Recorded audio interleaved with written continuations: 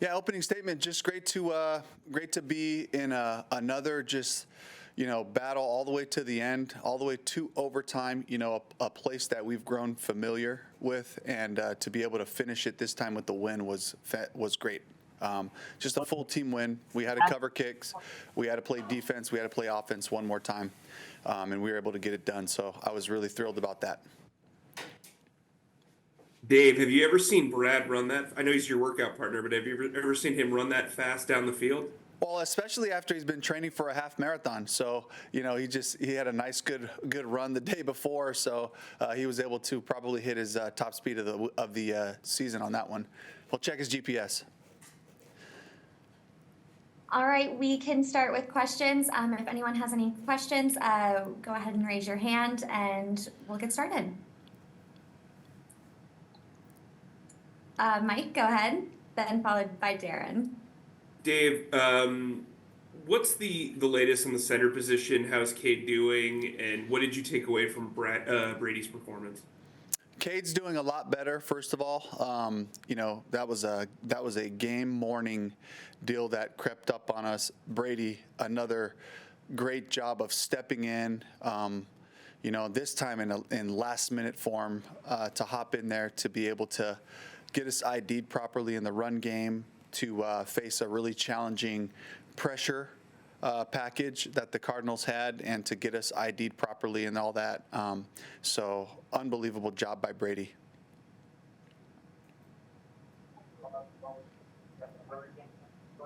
All right, Dave, I was just going to ask, with this being Christmas, mechanically speaking, what's changing up in terms of the practice week and stuff like that, trying to keep guys focused when there's other stuff happening? Yeah, so we'll get right to our Wednesday mode tomorrow, and then we will, which will be Tuesday, and then Christmas Eve, and then on Christmas Day, the players will have their normal Players' Day off, so they'll be able to spend some time with family.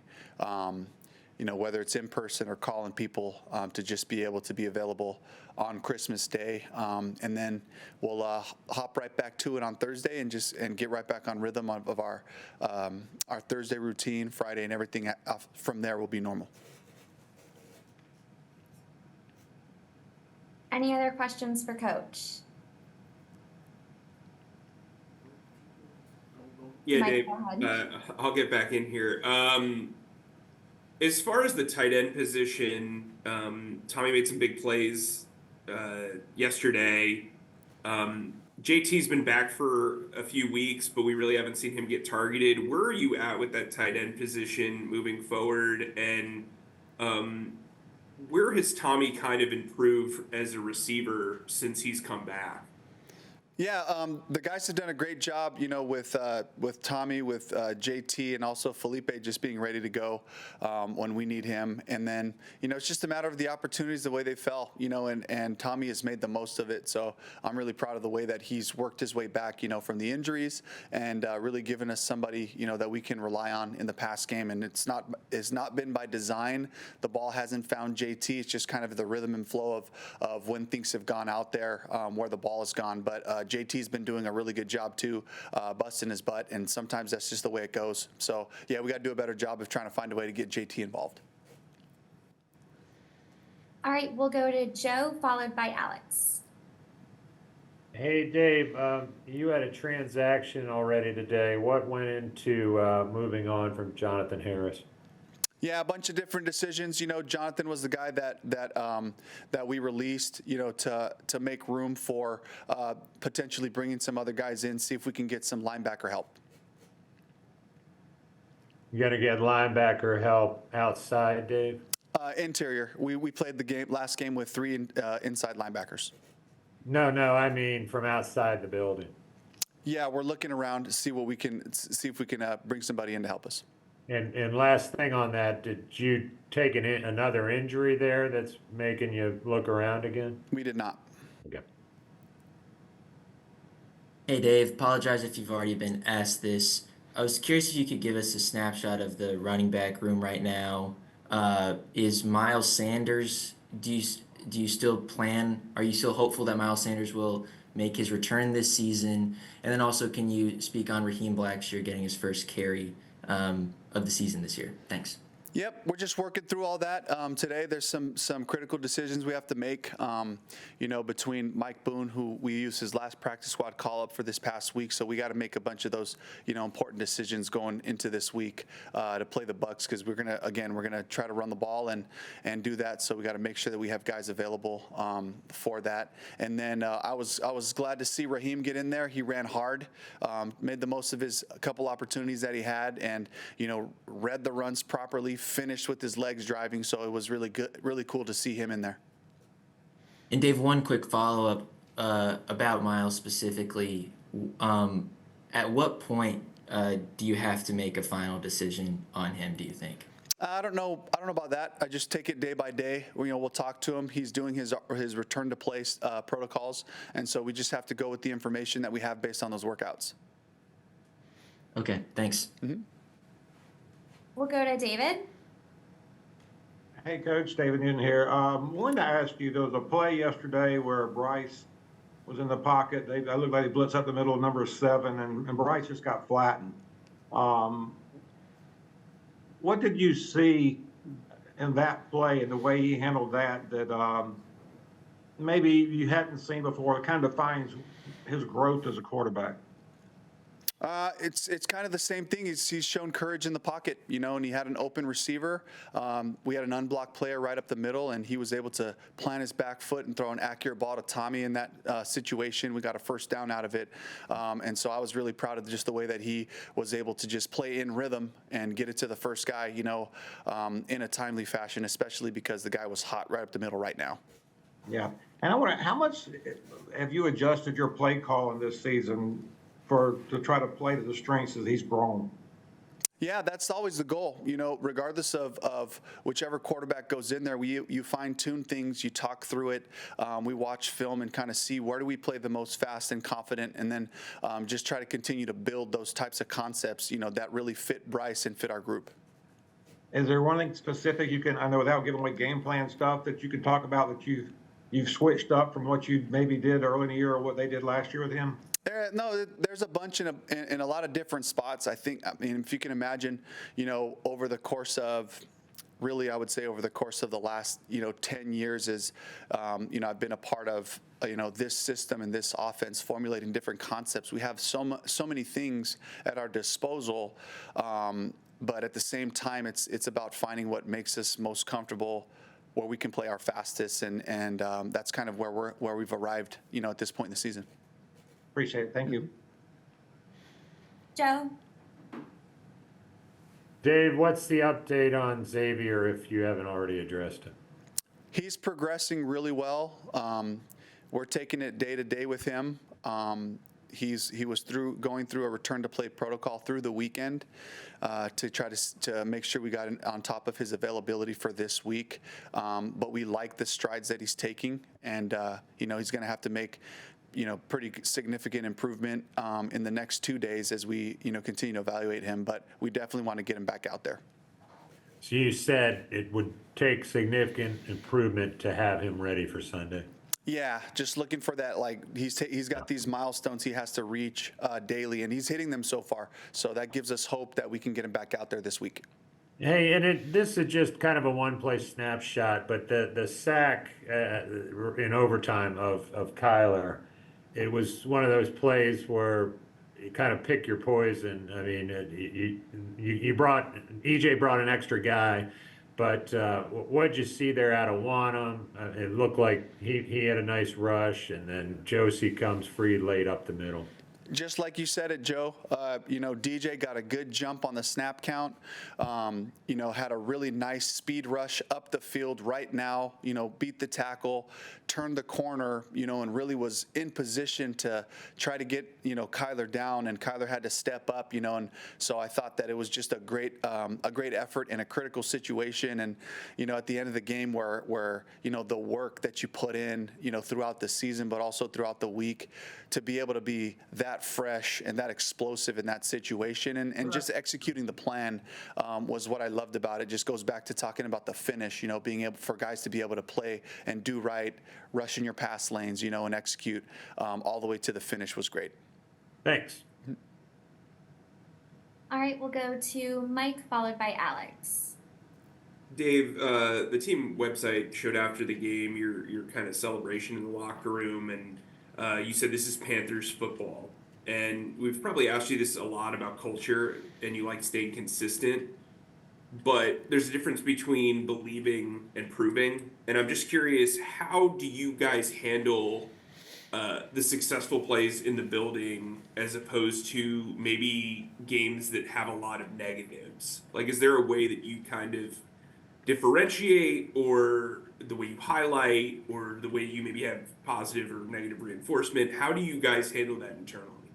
Well, I mean, the beautiful part about our game is it's not perfect. It's an imperfect game.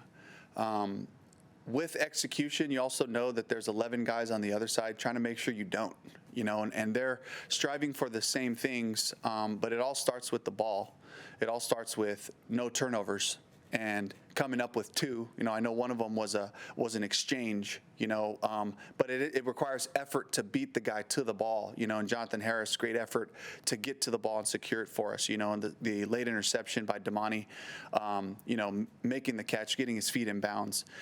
So those big principles are the things we point to, like, this is what it feels like finishing the game running the ball, where they started to play us tighter in our passes towards the end of the game, but it was the run game that allowed us to move down the field, quickly in that situation because of the physicality and the finish mindset. Like, we're going to continue to do this as long as there's time on the clock. So, but the way we do it is culture is what you celebrate. And so we celebrate the successes. We celebrate guys doing right. We celebrate them showing great effort, great enthusiasm, great toughness, smart football plays, and great finishes. And we celebrate those things to say, guys, this is what we're looking for out of our team. This is our style of football, and trying to show them examples of that. And then we handle all the things. We handle all the stuff, the issues that come up, the mistakes and all those things. We handle it with accountability from a coaching staff standpoint to the players. We just talk about it, and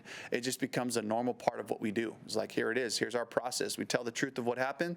We attack it during the week. We're going to emphasize it. We're going to challenge you guys with these different looks on both sides to correct those things, so that it just becomes a normal part of what we're doing. And that's kind of how we go about it, Mike. Hey, Dave. Apologies again if you've been asked this, but on the hip drop tackle in the first half, upon watching it on film, I know you didn't get it. We asked you yesterday. You needed to watch it again. You said, what did you see in the film, and was that the correct call? What I saw in the film was I saw Kobe. He grabbed James Conner around the waist, and then it was a beautiful wrap tackle. His leg slid down on the ground, and he brought him down. So there wasn't a high grab tackle, unload my weight to the lower extremities of the running back. I thought it was a clean open field tackle for a 1-yard gain. We should have been sitting at 2nd and 9 right there in that situation. Thanks. Mm-hmm. We have time for a couple more. We'll go to Christian, followed by Sheena. Hey, Coach. Obviously, a couple games left, but when do you kind of peek your head into the bowl games and the scouting room to look to the future? Is that something you and Dan have even talked about yet, or are we just still focused on the last two? Scouts are all over it. Dan's all over it with his group. The staff and I were all over trying to play the Bucs in Tampa. That's our focus. We got enough of our things that we got to clean up, from a film standpoint from the last game, locking back into a really good opponent. So that's where my focus is. My focus is on the guys that are here right now, giving them everything we have to try to help them to be successful on Sunday with these opportunities that different players are getting in this situation. Do I just go? Yeah, Sheena, you can go ahead. Coach, I know we talked a lot about, well, everyone's talked a lot about Bryce Young and how he's kind of evolved throughout the season. But can you talk a little bit about how you have evolved as the play caller, as you kind of learn the strengths of the players that you do have with injuries and things like that?